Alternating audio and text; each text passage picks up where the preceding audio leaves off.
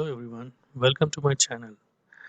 Today let's see how to convert a text file to CSV and then to Excel workbook.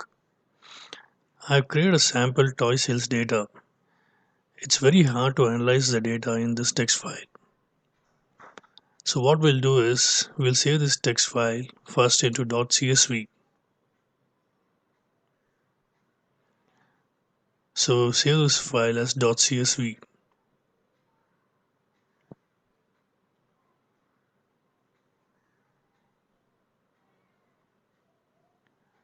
and then let's open this .csv file with Excel.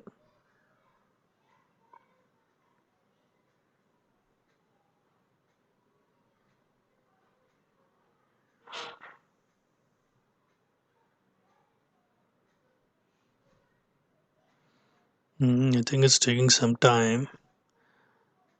Let's try to open it once more. So here we go. So now let's represent this data into more readable format. We'll apply some borders to it and enhance the data.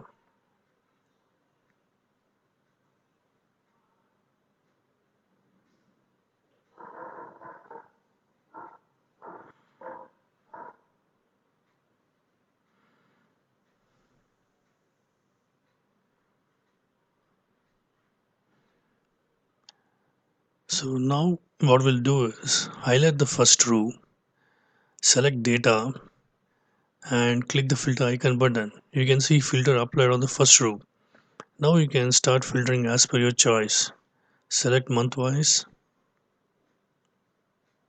Now you can also filter it by single month.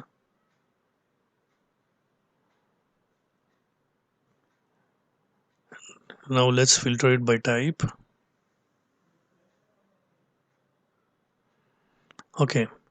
Now let's save this file into Excel workbook with extension .xlsx.